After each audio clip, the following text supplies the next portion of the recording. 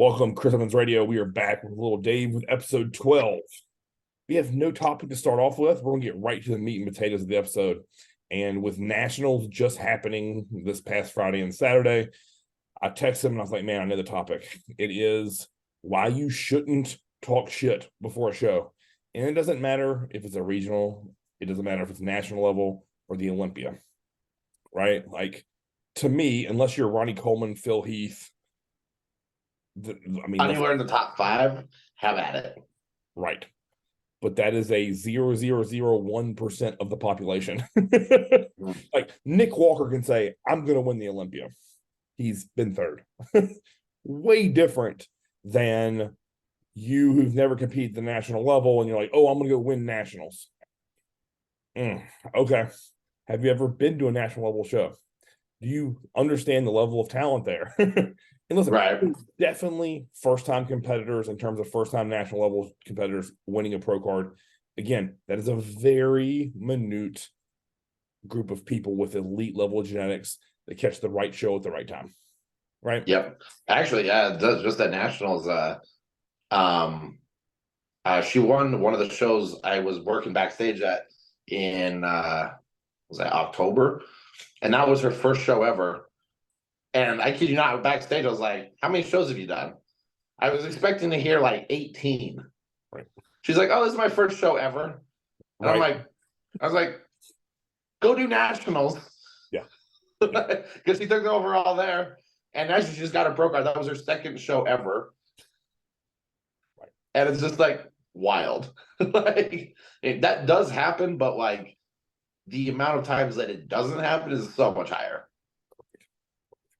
I mean, I can tell you this from a coaching perspective, right? Like I'll have guys and girls who will be flying high off their regional win, or let's say they even win a regional overall.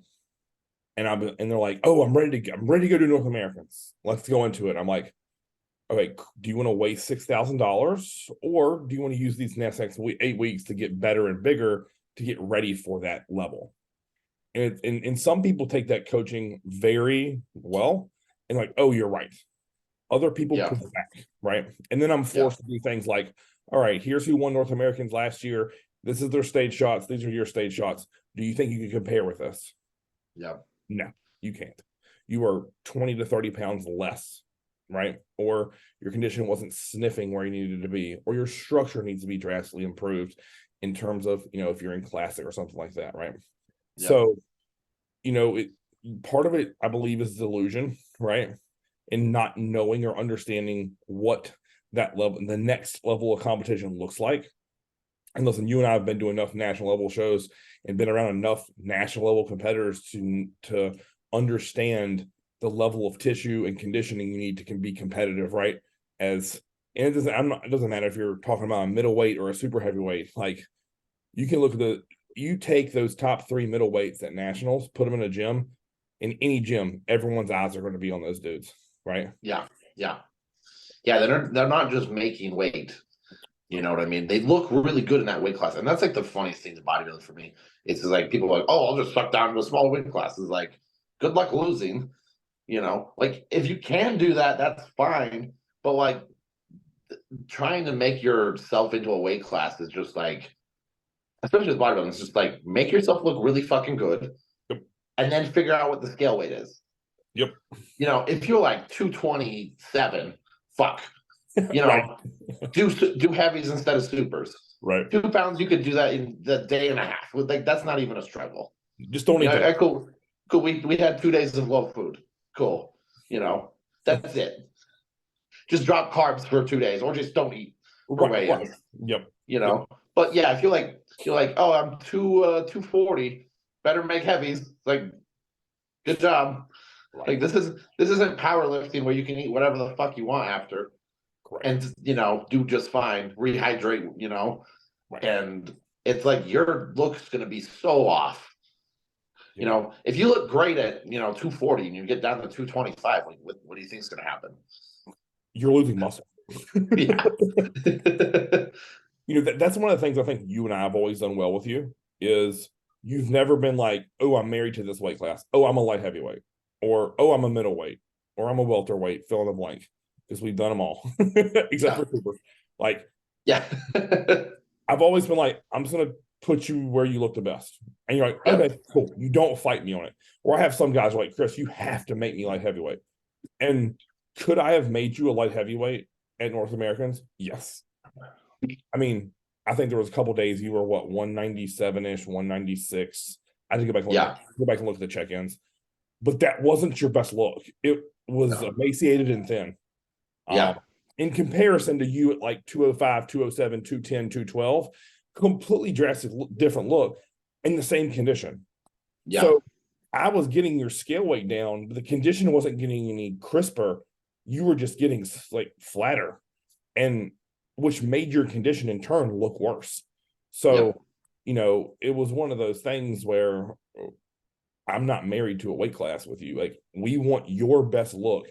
We find that number or that look and just rock with it. And Exactly. on that topic, what most don't understand and realize is the body does the best with consistency. If I'm running your ass in the ground with white fish and asparagus for weeks on end, when I reintroduce carbs to it, it's going to be foreign. It's going to be, oh, nope, I don't know what to do with this. Do I get full? Do I let it sit in my stomach? Like, we don't want to do drastic swings, right? Or let's say I had to really suck you down. And, oh, guess what? We're going to pump you full of insulin and pie filling to fill you up. That may work, or you may look like a fat water buffalo on stage. Yep. And I'm not. Yeah, I'm not and you also get the stressed aspect of things when things switch like crazy, right. you know, and that sometimes is like I've seen some people like you don't even change anything; they just get stressed, you know, like they hit like a traffic jam and they're boom watery and like you're like, what the fuck happened? Right. Yeah. You know. Yeah, it's really interesting that, you know, so many people get married to that thought process, right? And to tie it back into our topic of, oh, they think the smaller the weight or the lighter the weight class, the more competitive, the better chance I have at winning. And shit, we saw this on the Olympia stage, right? Derek was by far not the heaviest. No. And Hottie, by far not the heaviest. Those two looked the best. Shocker, right? Yeah, right. They just did exactly what they needed to do for their body. Correct. So it's one of those things where it's like you're almost shooting yourself and sabotaging your whole past off season and all that suffering and prep you did, right? To gain what you view as a competitive advantage. Because listen, I've had all people be like, oh, those heavyweights are just too big for me. And I'm like, I've had to say to people, maybe have you realized you're too tall for all the light heavyweights? And I'm like, just look at your stage photos. You're here and everyone else is here. Or you could be like me, I'm the shortest guy in heavies. Right. See, that's an advantage. Yeah. Stand out in a positive way. How does this motherfucker make above 200 pounds? Oh, yeah. So it's one of those things, like, I always stress to people, look your best. Don't be married to a weight. And like you said, if you're close, like maybe we just won't eat as much or drink as much. We'll make weight and then we'll just reintroduce all the same foods we've been doing. I know it's a foreign concept for everyone. I know that might be hard to like wrap your brain around, but you just work your way up. I've always thought it's bodybuilding, not body emaciating. It's not a dieting contest. I've said this thousands of times as you have. Like, we could, shit, you and I, if we were given an opportunity to $100 million, could you make middleweight? Oh, me and you could probably get there. No, yeah. I would do it in 2 months. Right. Hey, I'm gonna do a water fast for the next 40 days, like Jesus, right? Yeah, exactly. We're gonna be at 172. Yeah. So again, it's not a matter of that, but to kind of rein it back in on this topic, right? Like, of what we're really driving out here is, and listen, if you follow Instagram, you see this all too often, right? Get your popcorn ready. Like, I'm gonna do some damage. Like, all these I'm gonna show those judges something they've never seen before. That one right there kills me. Like, you know, you're gonna pose in front of Steve, right? He's judged Ronnie and Dorian and Flex Wheeler. Like, they've seen big and nasty before, bro. Yeah, you better be fucking crazy. Right. I need to see the fibers of your kidneys if you want to say that. Okay. Like, oh, it's this overhype, over dramatic. Like, it's almost the pre-show hype is even funnier than the post-show, where it's like, oh, missed my peak. Well, oh my God, what is it? What is it? I'm going to try to replicate this. Perfect. Well, prejudging didn't go the way we wanted. Yeah. It's one of those things. It's like if you got off the plane, not watery, and you stayed in the Airbnb and you weren't watery, but then you're on stage, you can still blame it on the plane ride. It happens every time. They're like, oh, it was the flight and travel. It's like, that's weird. You posted those pics after you got off the plane. You look pretty good, but what the fuck happened between then and there? Or here's my best one, right? The whole off season and prep, they talk about how great their coach is. Yeah. Within those last 24 hours, that coach shit the bed, right? And yeah. all could be years of you seeing his or her praise just goes out the window because you didn't place where you wanted to. Yep. Suddenly, he's coached you through multiple wins, or she, and doesn't matter. He's trash. Fire him. I'm going to hire Aceto. Fill in the blank. I'm going to hire Jansen. You name it. Right now, I'm working with the best again. And again, I've always felt like there's a certain group of individuals who literally hire coaches so they have somebody to blame when 100% things don't go right. And all of this topic, right, stems back to one simple thing. It's just simply looking in the mirror and addressing how can I get better. And maybe instead of rushing to Instagram and telling the world how you're going to gain 40 pounds of muscle in the next 6 months, maybe you just shut the fuck up and work and show us, right? Because you're in your mouth all pre-show, and then you were fourth call out on the outside. And then now you're going to come back to us and say, oh, you know what? I was wrong. I messed my water up. I took too much Diazide. I had too many carbs. I had too little carbs. I didn't eat enough burgers. Maybe I should have had a cheat meal. And then now you're like, oh, no, now I have the secret formula, right? You never see those people saying, now I have purpose. I know what I have to look like. I stood beside some of the best in the country in that day in my weight class, and I have to get better. I very rarely see that. Do you? No, not really. Yeah, it's just one of those. It can't be anything they're doing, right? I mean, we kind of live in a world where everybody needs a trophy these days, and that just it comes down to it. I mean, people are so used to that, and it's like, oh, only top 5 go on finals, and then people are so fucking upset about that, and God, we could talk about how many pro cards they give out now, but that'd be a whole completely different topic. But everybody's entitlement to that, it's comical because it's like, well, bodybuilding is not a hard work contest. If it was a hard work contest, there'd be a lot different winners out there, right?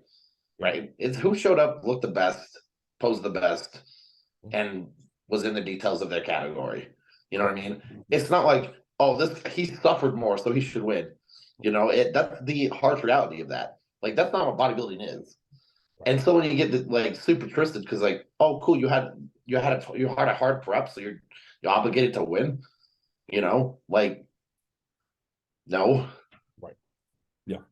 I mean, what's really funny is one of my guys sent me this dude's Instagram page where it's he was talking about how he needed cheat meals all prep to stay full, and that he sees coaches talking about how cheat meals aren't needed.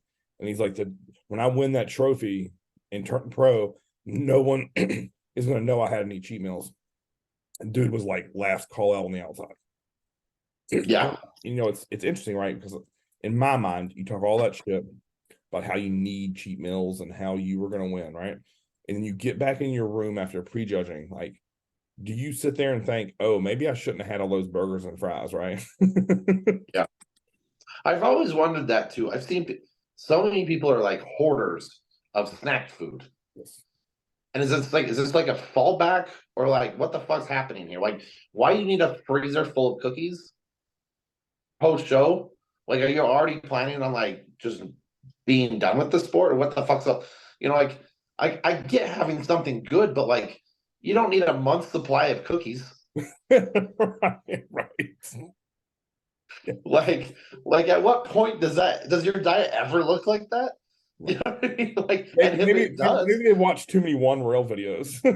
yeah. And if your diet looks like that, maybe you should look back and be like, why was it so hard to get in shape? Right. You know, oh, is it your daily fucking cookie intake? Right. You know, Right. Yeah, the whole cheat meal thing always blows my mind, only because listen, I've done preps with free meals and without them, and to me, I just rather at this point in my life just be locked into it. Right? yeah, It's just, and now I'm not saying like if I needed or warranted a free meal to you or for me, I would give it to you because God knows I've done it in the past. I think I've had yeah, you Five Guys back to back nights. yep, Um, because we need you in that moment. I felt like you needed just like a calorie surplus, and I've done the same.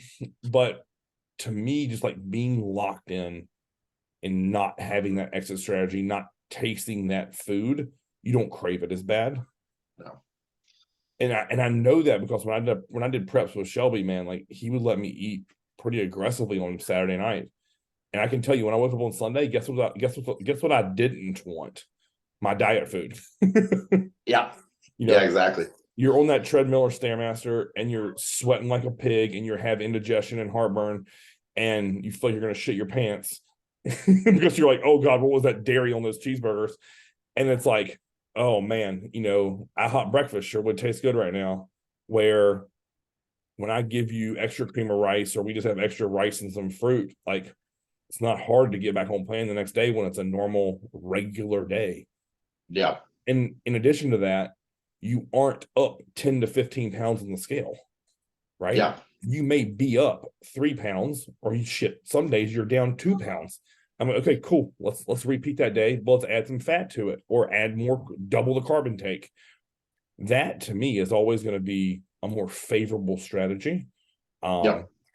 Some may say that's old school, or I don't even know how you want to view that, or militant, or just being an asshole. But I can tell you one It thing: works. it works. Yes, yes. Right. Because, listen, I've talked to some coaches out there who are really high level and they're like, Chris, like athletes are going to cheat no matter what. And I'm like, well, you're giving them cheat meals. Of course they're going to cheat. I was Yeah, like, it's like giving a heroin addict a little bit of heroin. Like, let's just remove the drug. yeah, Like when prep starts at 16, 12, 20 weeks, 24 weeks, just say, hey, all right, go out, enjoy a meal with your friends, family, wife, girlfriend, whatever. Get all the shit food you want out of your system, and then we start. yeah, And I've always found like the ones who take this seriously, like you, that it's not an issue. You're like, okay, cool, got it. Last free meal this week, cool. Like, and we move on, and you say, okay, yeah. day one starts Sunday or Saturday or fill in the blank, whatever day it is. And Well, I mean, that's also the matter of fact of like knowing food is food, right? Like people demonize the shit out of things. It was like I could make this with my fucking, you know, rice, the cream of rice, chocolate brownie, flavor game, bowl games, whatever you call it. That shit tastes like fucking brownies. oh yeah, Like, you know what I mean? It's fucking rice. It's like I am totally fine eating this instead of brownies. Like this fits my goals perfectly. right. That brownie does not. You know what I mean? And you just find things like that. Like hell, like I've been eating fucking French toast since forever. You know, fucking works. That's what I was gonna say. Like that It's breakfast egg whites and bread. that breakfast you posted looks like a diner meal, right? Yeah, If you and I were gonna go to IHOP, like that's what we're gonna eat. We're gonna make some kind of omelet or French toast. We're gonna have some kind of meat with it, right? Like that literally is a diner breakfast. yeah, yeah, 100%. It's like it's not like diet food's horrendous. Right. You know, it's not like you're having me snort rat shit. Right. You know, like, like it's really not that difficult. Like, Not at all. but I might just be seeing things from an inside perspective. But Jesus, Right. you know, People's like, Chris has you brainwashed, man. He has you believing. Well, you yeah, put 15 pounds of fucking muscle over all season.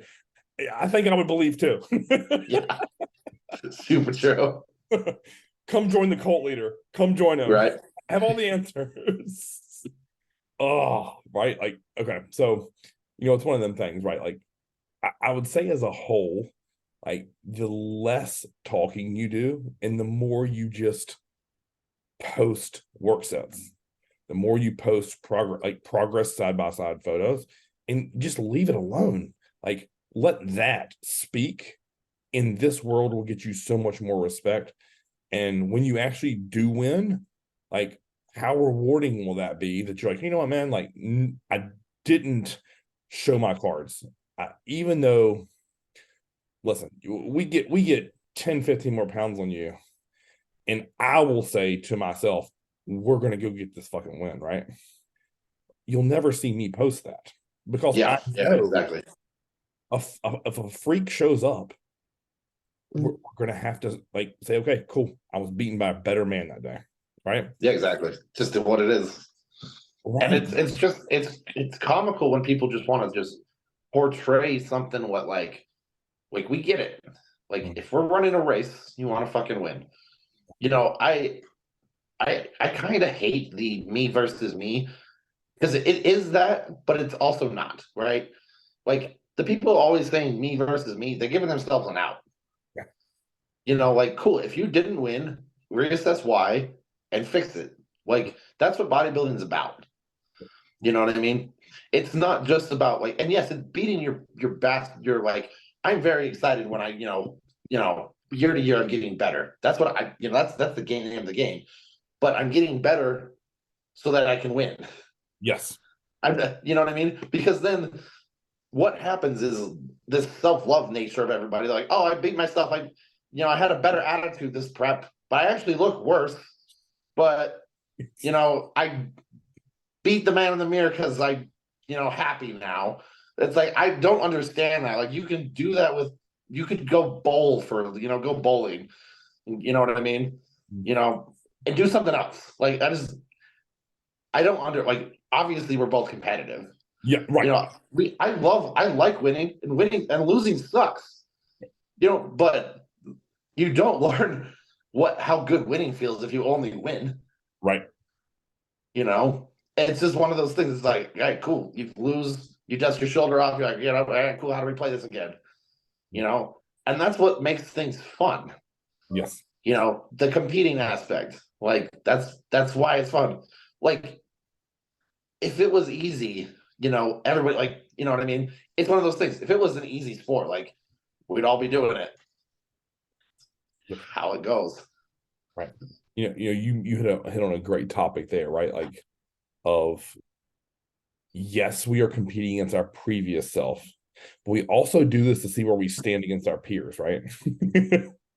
So the guys and girls that take this serious, where do we stand amongst that group in terms of physically? And the cool thing about a bodybuilding show to me has always been this, right? Like the judges don't care how much money you make. They don't care if you're a good person or not. They don't care if you train hard or not.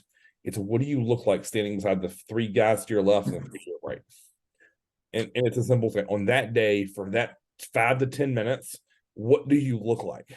How did you manage your stress to look on that stage at that moment in time, right? So it's kind of a cool endeavor for the most part, because it's like you may train for a decade to get to that singular moment in time where you look better than everyone. And no one understands that whole process from A to B, except for you. No. And maybe your training partner, or if you've stayed with the same coach the whole time, no one knows that process A to B.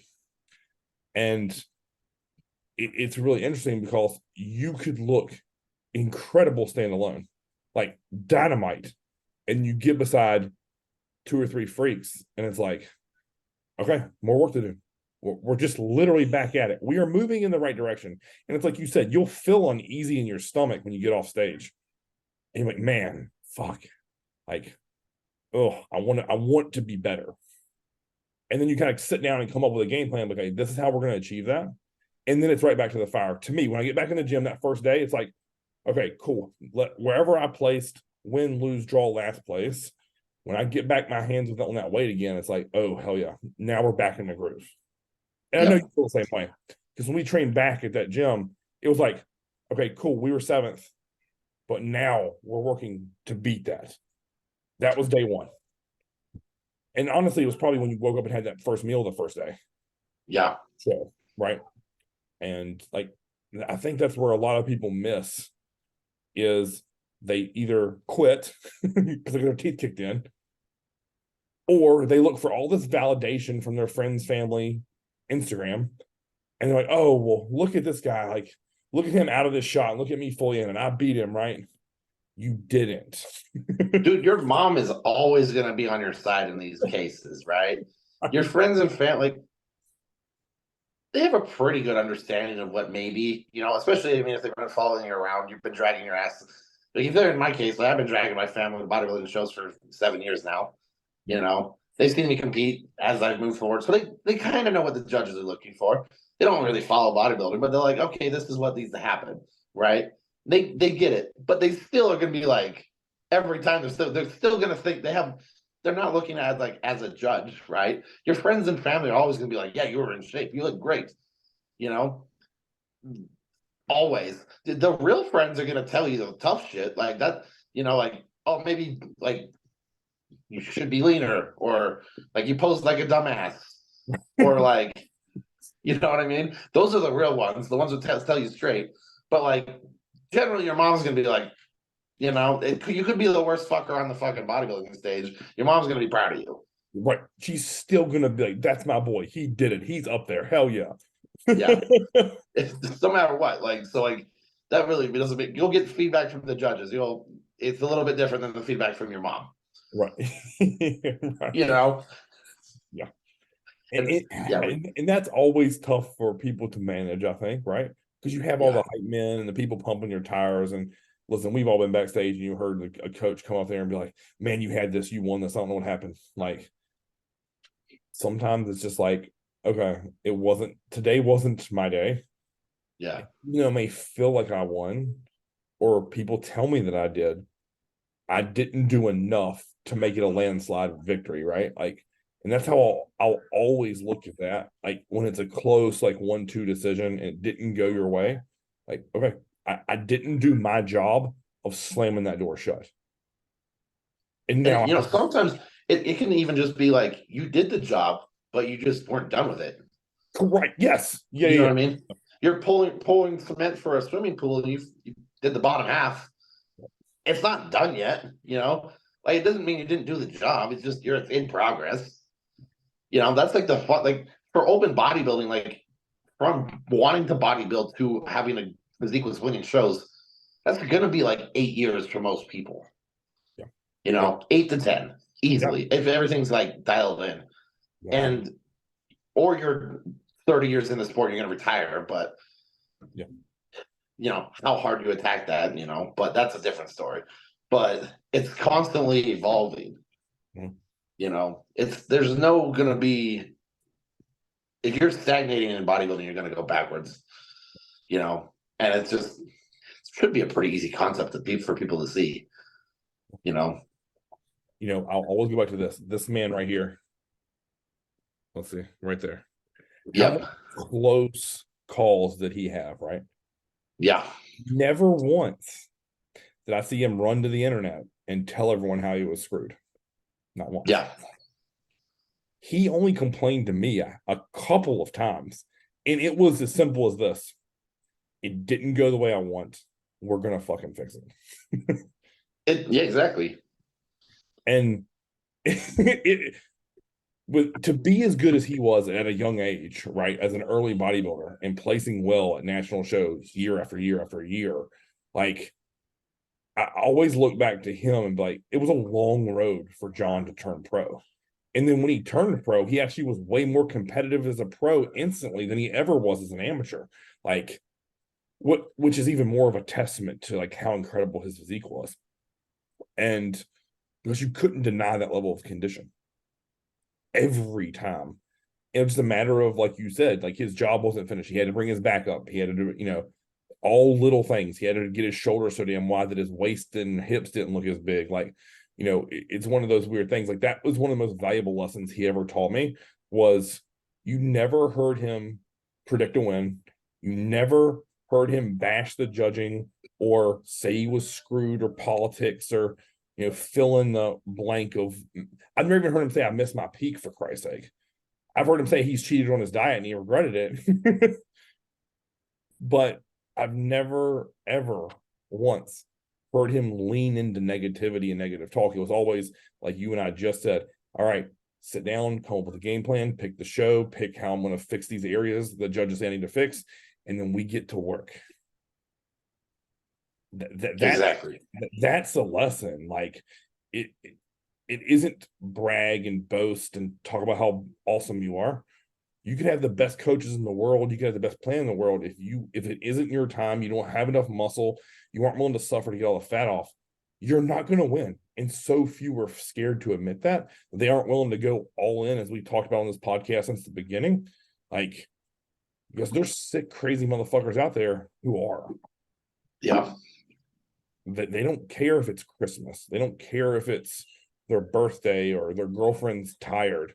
They're going to do bodybuilding. Yep. and you better expect to get smoked by those guys if you miss. There's freaks in the back. Right. Who, again, who's been doing it for years. And I think a lot of times too, like, we see this talk out of like the younger crowd within our group, right? And it's like, oh, they just haven't learned yet, and you and I have learned through being around talented level bodybuilders.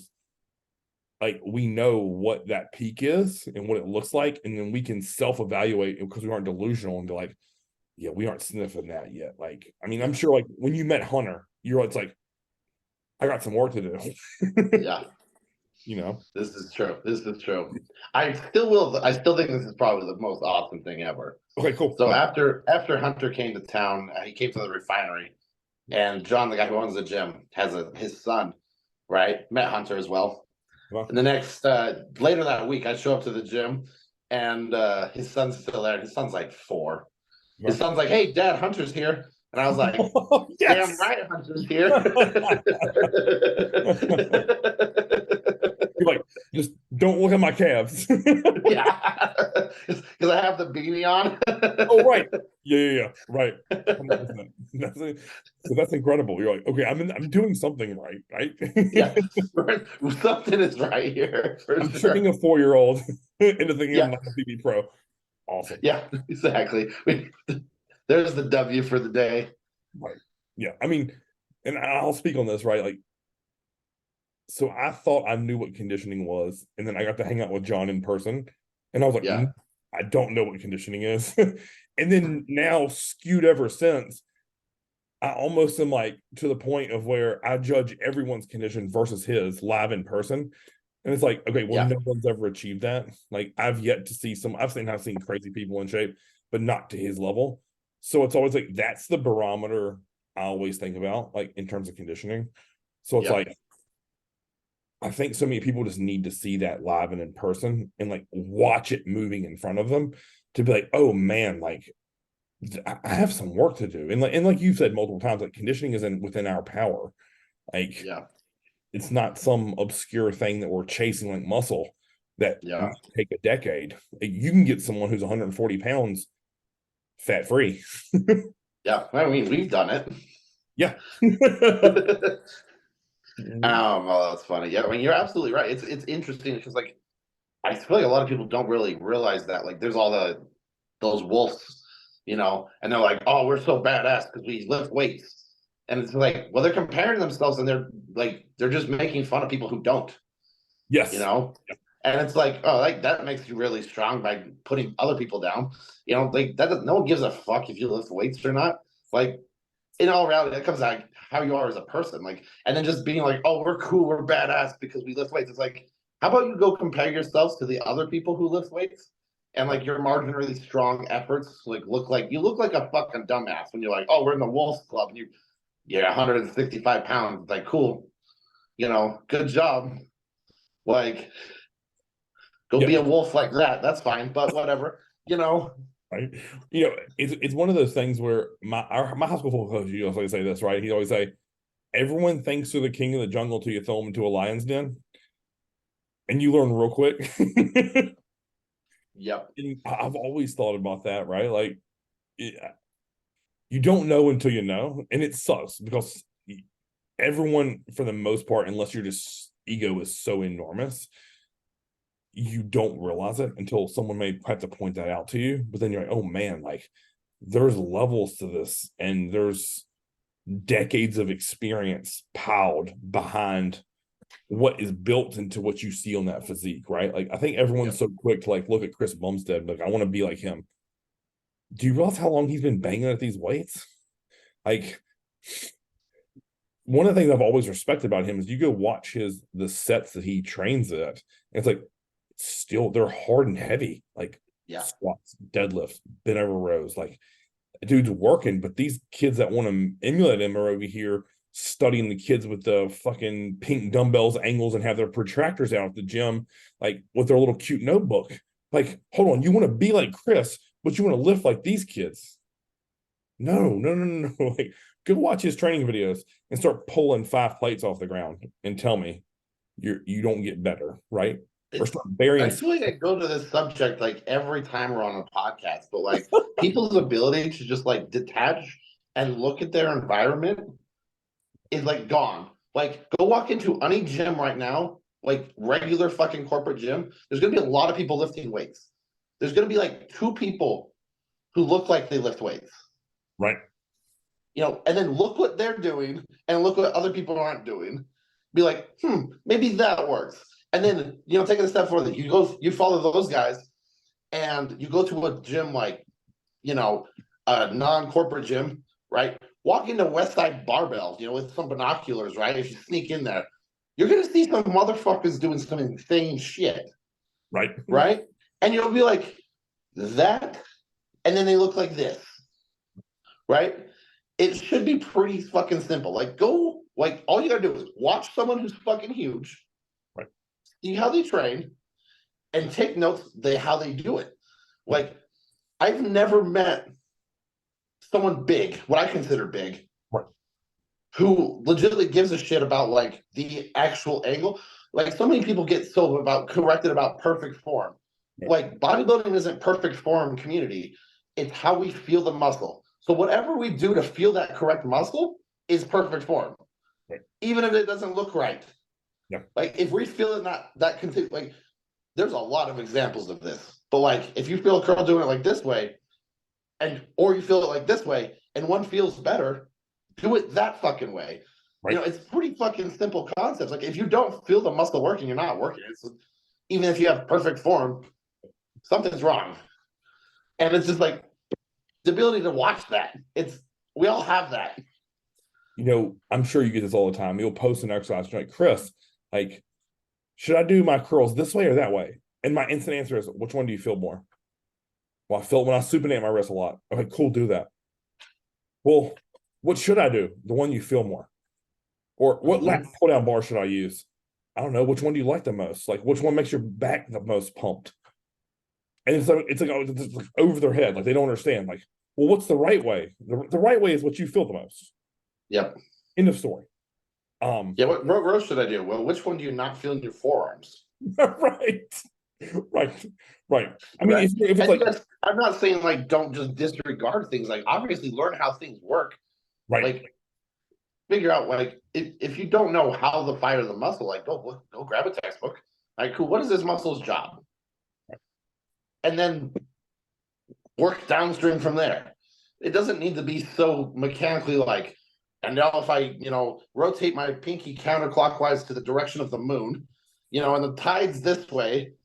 And I get 6 reps and not 9 reps, and my rest period was 15 seconds, I'm going to grow. It's like, all right, cool. Like, good luck figuring that out.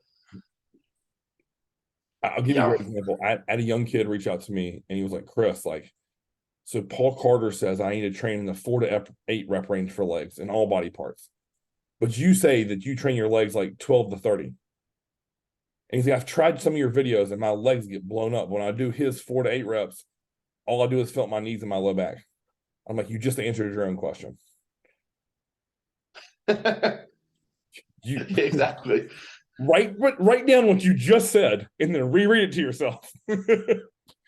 This way I feel my muscles. This way I feel my joints. Which one should I do when I'm trying to build muscle? Bro, you didn't have to ask me that. The answer is in front of you. Yeah, exactly. And if it was the inverse, and you said, I tried your way and it did nothing for me. And I did his way and it felt great. Guess what? Again, you just answered your own question. Yeah. I mean, that's like the fun part is like everybody's going to be completely different. Like, it's just then that like we could always talk. We can go about all these little avenues of volume, reps, intensity, all this. It's just like, I mean, I doubt anybody else in the top 10 of the Olympia doesn't have a completely like they're all similar, right? They're doing similar things to each other, but they're doing things what work the best for them. Like they found like there's a reason why we all eat 6 to 7 meals a day. Yep. You know, like I'm gonna put that right out there. There's go ask any of the top 10 Olympians. They probably eat 6 to 7 meals a day. Yep. Oh, why? Oh, because it's not just what we do, it works better. You know, if I could go, it's like the same thing as like when people are like, well, you know, if they're asking about like cardio, they're like, if I had a half an hour if I'm supposed to do a half an hour of cardio 7 days a week, couldn't I do an hour every other day? It's like, why don't you do 4 hours on Friday? Right. It probably is not going to work the same. Right. Yeah. It's almost again, I hate saying this because I'm going to say, oh, it's so simple. And you're like, but Chris, it's not simple. Like, yes, there's definitely intricacies that we must pay attention to. Yeah. For the most part, it's simple, right? As you just said, 6 meals. If across a broad spectrum, if every one of those meals had 50 grams of protein as the constant, okay, that's what I'm going to do. So 350 grams of protein per day. I guarantee if you built a plan off of just that simple premise and then adjusted fats and carbs based upon how your body responded, you would be way better than if you sit down and figure out some fancy science equation that tells you exactly what to eat. It's simple. It's with training, same thing, right? If you start with 4 days a week and you break your body up into 4 days and you train the basic exercises, throw the ones away you don't feel, pick up the ones you do, and build off of it. Again, very simple, right? Or on the flip side of that, follow the coach's plan. It's as easy as that. Just follow it. And then give them good quality feedback. Yep. And then they'll adjust your plan according to what you tell them. Hey, Chris, when I eat chicken, my stomach feels weird and I burp a lot. All right, cool. Let's try whitefish. Oh, let's try turkey. Let's try a protein shake. Weird. Suddenly, the burps went away. Okay, great. Clearly something in chicken doesn't agree with you. Or you buy really shitty chicken and we have to upgrade to a better, higher quality meat. Yeah. Sometimes there's some troubleshooting there. It's like, well, I get all my chicken from Subway. Oh, Jesus Christ. Right.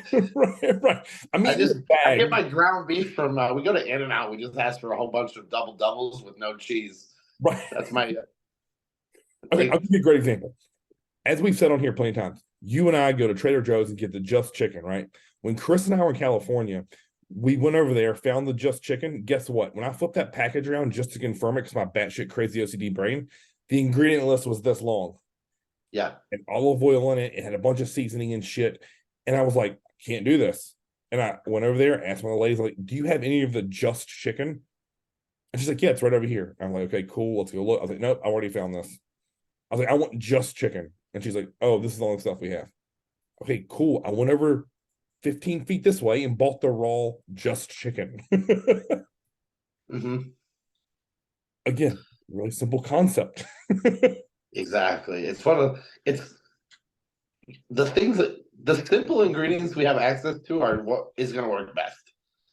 You know, the people at Chipotle do not give a fuck if this chicken hits your bodybuilding goals. You're not even their target audience. You know, not even close. That chicken is made so it's easy to prepare, it lasts long, and they can leave it out all fucking day. And it tastes good. And it tastes good, right? It has more fats, it has preservatives, has random shit in there. Oh, yeah. And it's mass produced. It's like it has chicken in it. Right. That's about as close as it is to the regular chicken breast. Right. Yeah. It's kind of like you know when you get that really shitty chicken, it says chicken with rib meat. Yeah. I'm always like, okay, this isn't chicken breast. Stop it. Yeah. No. But that's a whole other side rant of me and like my particularness with food. Mm-hmm. But you know, I think to kind of wrap this thing up, right, is like the thing we're getting at here is it takes time, and it isn't always the fastest route for most people. So you have to take your ass whipping, so to speak, whether that be in the gym day to day or on stage or a combination of both, right? Depending upon if you compete a lot or not. Like, and then it's just a matter of time of who can outlast the others, right? Yeah. That's all it is Yeah. how long can I do this? Meaning being perfect with my meals, training hard, not getting injured, and just repeat that process year after year until it's your time. Yep. It's just a matter of fact of you can go to a show, win or lose, you figure out what you can do better. You do it, you have an off season, you go to a season, win or lose, figure out what you can do better. After enough times of winning or losing and figuring out what you've done better, you should have a pretty goddamn good physique. Yes, agreed. Take that first win and lose, find things that could have been better, improve on one or two of them, continue down the road. After like 9 cycles of that, you should be pretty fucking difficult to beat. Agreed. And that's really that simple. Like, you don't need to go all like, if you didn't nail everything your first show, obviously you probably didn't. No one does. Right. Yep. You just build upon that, and each time you get slightly better to the point where you are better. And other people are like, how do I get to that level? It's like, well, you same fucking thing I did. Even if it comes down to this, right? It's like your nervousness leading up to the show day dissipates with each one you do. I'm not saying that you still don't get nervous or adrenaline dump right when you're getting a walking on stage. So I think that's probably a little bit inevitable for all of us. But it's more like, okay, I've been here before. I know what this feels like. I know what I'm gonna feel like. Like, you don't get stressed going to weigh-ins anymore. So like, there's gonna be dudes that look freaky in a fucking tracksuit, and we all know that not everyone, just because their face looks sunken in, doesn't mean their glutes aren't in. So it's one of the things like where you almost start to become numb to a lot of those things at the beginning of your bodybuilding was a big deal, right? Like, oh God, I could go strip down and get tanned. Then it's like, okay, cool. I'm just gonna go get tanned now. Yeah. Oh, we have to get our competitor number. We have to turn our music in. We have to, when am I pumping up? Like, that simple thing of when to pump up stresses so many young competitors out. Yep. Because if I can give you one overarching piece of advice, and I have to remind even my veterans of this sometime, the expediter's job is to have you on stage ready. They don't give a fuck if you're pumped or not. So they're going to tell you, hey, Dave, you have 10 minutes. We really have 35. Yep. It's really funny. When I was with Chris at Masters USA's, the expediter came over and goes, like I said, over 40 light heavyweights, you have 10 minutes. So I look up in front of him, and I'm just literally doing simple math. There were like 15 dudes ahead of him that had to do their posing routine. I said, Chris, there's no way. If you think about each guy gets 60 seconds to do their posing routine, and then you have to figure the time to get on for the next guy, plus they have to hand out trophies, plus they have to do all the take the photos. I was like, we're an hour away. And he's like, are you serious? I'm like, it's literally simple math. I just counted. And then guess what? We were on stage almost an hour to the T after I told him. Yep. The expediter is going to try to stress you the fuck out. He wants you oiled. He wants you glazed. He wants you inline.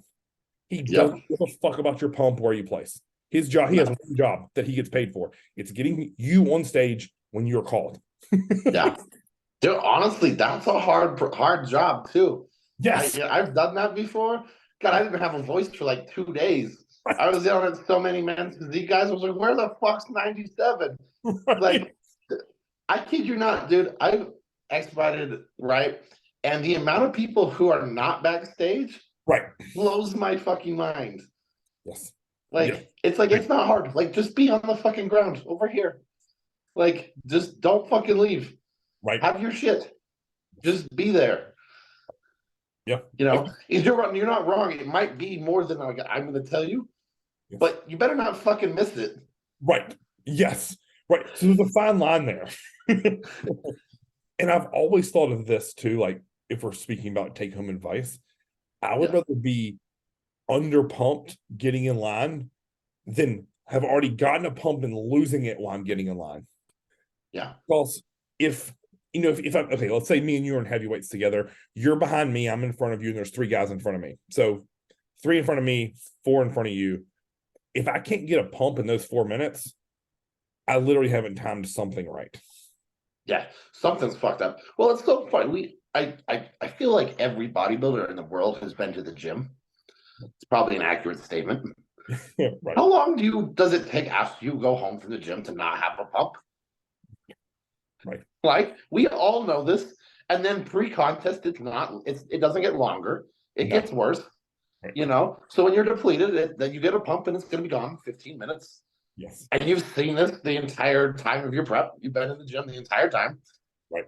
But then the day of the contest, fucking an hour early, it's like, all right, got to do some curls. It's like, did you miss the fact of every other training session you've done? Like, when you go train arms now, you get a pump, you have a pump while you're training. And then on the walk out to the parking lot, by the time you get home, it's gone. Right. Yep. That's pre-contest, right? It's like the same fucking concept applies. Yeah, right. And I've always thought about this too, right? If I get you in shape, you could probably do 10 push-ups, 10 band pull-aparts, strip down, and look incredible. Yep. Right? It's wild to me, like, how much emphasis is placed on that whole, like, pump-up process, where it's like, if you just get in shape, all things are pretty okay, right? Like, it's going to work out. Just keep your stress low. Yeah. And I'll be the asshole backstage too. If I see someone pumping up, I'll probably encourage them. Be like, yeah, don't forget your quads. Yeah. You should probably throw some lunges in there. Yeah. But don't listen to me if I'm backstage competing with you. Right. So I'll just make it worse for you. But you see that boss over there? You thought about doing boss jumps? Right. It'll make you harder. Not for that advice. Yeah. Yeah. Listen, I've told this story 1,000 times. Like, the first true bodybuilding show NPC ever went to, the dude who won the overall did like 3 push-ups, and that was it. He literally stayed in sweatpants and a hoodie until they made him go get glazed. He did 4 push-ups, walked in there and won. Yeah. The dude was in the corner with his feet propped up, sleeping the whole time. This was before, like, people play on their phones all the time. He was just literally sitting back there with like a Discman, feet propped up, chilling. And I was like, is he going to be ready? Is he asleep? Is he alive? Dude goes in there and wins the whole thing. I'm like, okay, got it. Respect. I'm going to write this down. Be chill. Yeah, exactly. Got it. I just learned. You taught me more than you'll ever know in that singular moment. And I always laugh because I'm like, how many people were back there with me that didn't realize that? They're like, oh no, like, I just missed my peak. No. Go look at that dude who just won. Be big enough, be ready, and then nothing else matters. Yeah. You'll get a really good pump. You should have carbs in your body. It should take about, we all know how long. If you go do a top set on bench press, for example, how long is that set? Like 20 seconds? Yeah. You know what I mean? Like, it's not like it takes that long to put some blood in your muscles. Oh, no, not one singular bit. Cool. Iron's the perfect place to stop. All right, guys, another great episode with little Dave and I. We will be back next week, as always. And we definitely got some comments on this past video that just released today about some topics. So we will add those to the list. And until next time, see you guys. See you guys.